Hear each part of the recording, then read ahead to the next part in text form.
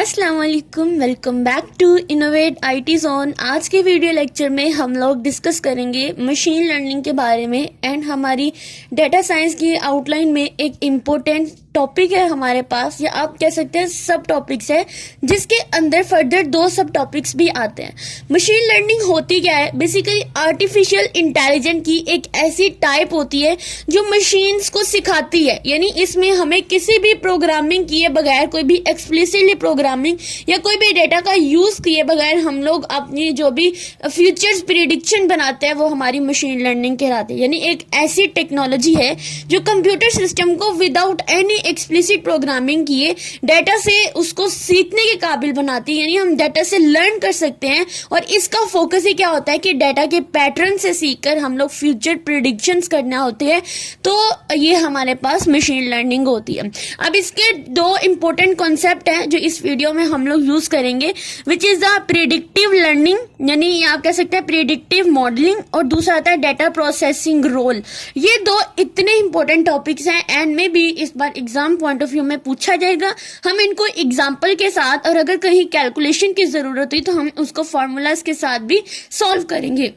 तो सबसे पहले हम लोग डिस्कस कर लेते हैं हमारी प्रेडिक्टिव मॉडलिंग क्या होती है।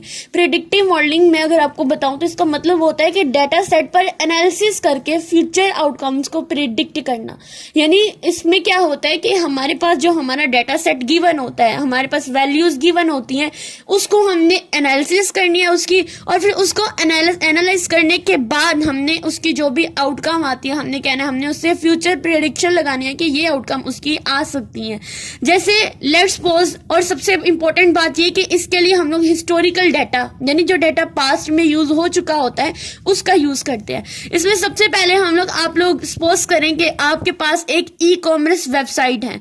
इसमें क्या क्या फीचर्स हो सकते हैं, या इनपुट्स हो सकती हैं, प्रोडक्ट व्यू, ठीक है, कस्टमर की एज, और वो टाइम जो आपने अपनी वेब पर या कस्टमर ने आपकी वेब पर स्पेंड किया होता है वो इसके फीचर में आ जाता है।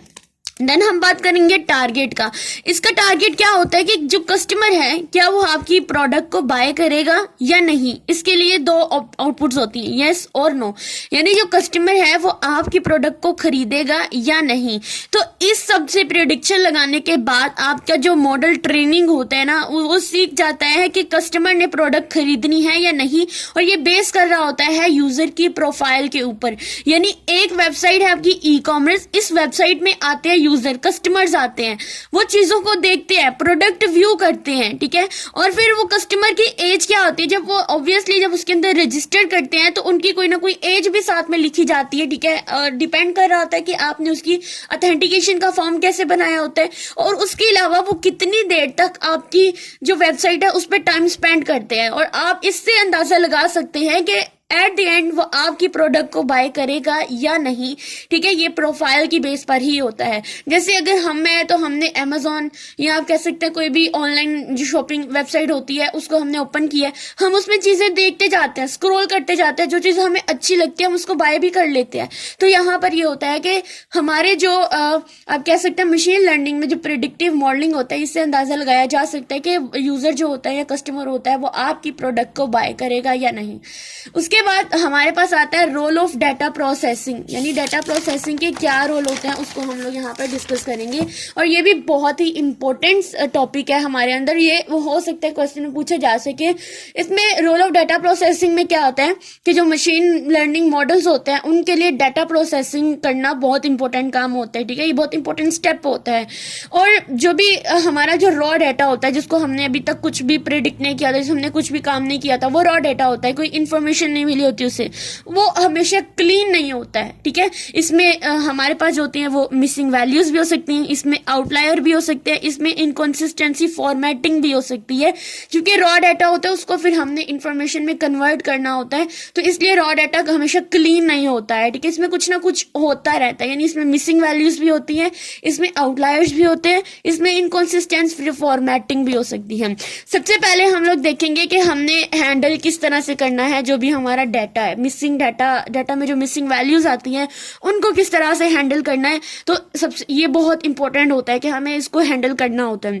इसके जो मेथड होते हैं इसमें सबसे पहला आता है कि आपने मिसिंग डाटा को अंदर से आप रिमूव कर दें या आप इसके ऊपर इम्यूटेशन अप्लाई कर दें। ठीक है, रिमूव मिसिंग डाटा में क्या होता है, या आपको जो भी डाटा लगता है कि आपके मतलब अगर आपके पास टेबल की फॉर्म में है तो उसमें जो डाटा होता है मतलब उसमें अगर रोज हैं और रोज की कॉलम नहीं है तो आप उसमें से रोज एंड कॉलम दोनों को ही रिमूव कर दें, डिलीट कर दें। उसके बाद आता है इम्यूटेशन। इसका मतलब क्या होता है कि आपने जो मिसिंग वैल्यू है कोई ना कोई लॉजिकल वैल्यूज के साथ इसको रिप्लेस कर देना है। लॉजिकल वैल्यूज कौन कौन सी हो सकती हैं, आप उसका मीन फाइंड करके लगा दें, मीडियन फाइंड कर लें, मोड फाइंड कर लें। जैसे एग्जांपल है, अगर आपके पास डाटा है 1 नॉन 3 नॉन 5, अब ये जहां पर नॉन लिखा हुआ है ना, इसका मतलब होता है कि यहाँ पर ये वैल्यू मिसिंग है। सबसे पहला स्टेप आता है आपने मिसिंग वैल्यू को आइडेंटिफाई करना है, जो हमने आइडेंटिफाई किया जहां जहां पे नॉन लिखा हुआ है। उसके बाद स्टेप 2 आता है कि आपने इसको लॉजिकल वैल्यूज के साथ रिप्लेस कर दें। ये आपने स्टेप याद रखना है, सबसे पहले मिसिंग वैल्यू को आइडेंटिफाई करें, फिर आपने रिप्लेस कर देना है with the logical value. For example मैं इनका मीन निकाल लेती हूँ, 1 3 5 का मैं मीन्स निकालूंगी तो मेरे पास 3 वैल्यू आएगी। ठीक है, और उसके बाद आपने स्टेप 3 में क्या करना है, जहां जहां पे नॉन लिखा हुआ है, वैल्यू मिसिंग है, वहां पे आप इस मीन की वैल्यू को लिख दें। ठीक है, अगर आप चाहे आप इसका मोड भी ले सकते हैं। मोड कैसे लेंगे कि इसमें 3 जो है वो रिपीट हो रहा है, और इसके बाद आप इसका मीडियन भी ले सकते हैं कि इसकी सेंट्रल वैल्यू भी 3 है। यानी इसका मतलब कि जो मिसिंग वैल्यू थी वो 3 थी, इसमें 3 को हमने मिसिंग वैल्यू के तौर पे लिख दिया है। ठीक है, तो ये हमारे पास था प्रेडिक्टिव मॉडलिंग, रोल ऑफ जो डाटा प्रोसेसिंग का पहला स्टेप था, जिसमें हमने मिसिंग वैल्यू को रिमूव करना है और इसमें इम्प्यूटेशन जो है वो अप्लाई कर देनी है। अब हमारे पास जो नेक्स्ट आता है वो आता है नॉर्मलाइजेशन।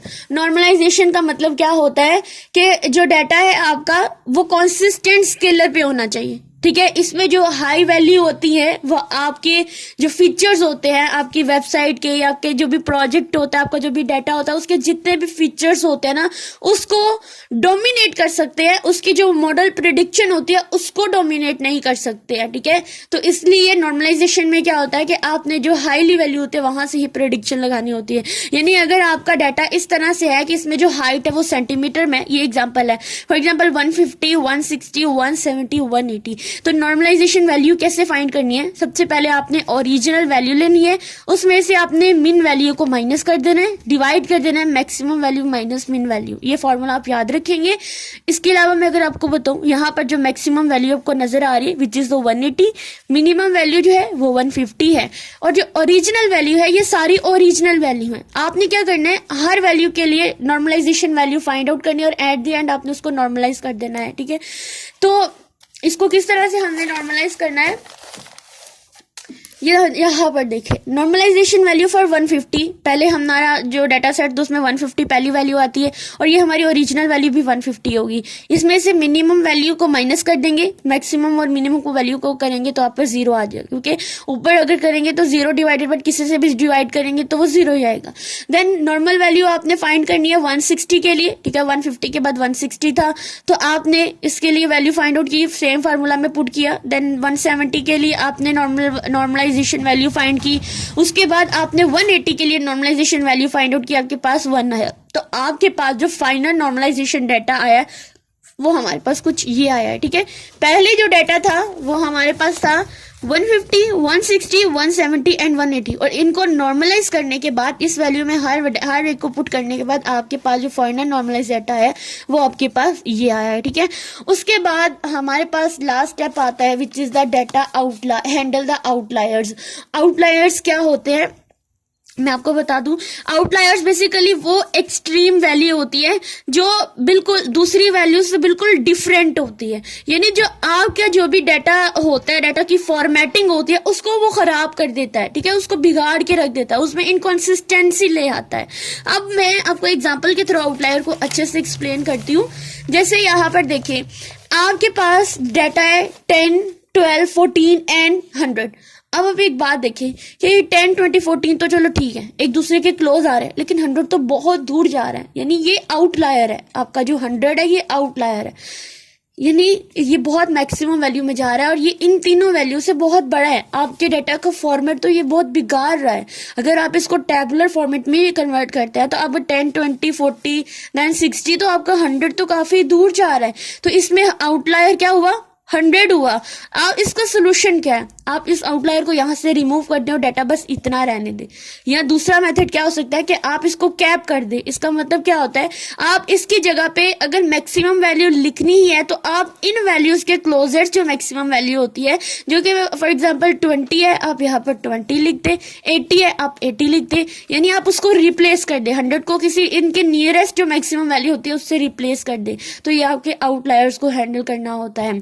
ये हमारा टॉपिक था मशीन लर्निंग से रिलेटेड, जिसमें हमने दो इंपॉर्टेंट कॉन्सेप्ट पढ़े। एक हमने प्रिडिक्टिव मॉडलिंग के बारे में पढ़ा और एक हमने पढ़ा कि हमारे जो डाटा प्रोसेसिंग के क्या रोल होते हैं, उनमें डाटा में क्या क्या इनकॉन्सिस्टेंसी आ सकती है, डाटा क्लीन नहीं होता है, उसमें डाटा मिसिंग होता है, उसमें फॉर्मेटिंग अच्छी नहीं होती है, या उसमें आउटलायर्स आ जाते हैं, या आप कह सकते हैं नॉर्मल फॉर्म में नहीं होता।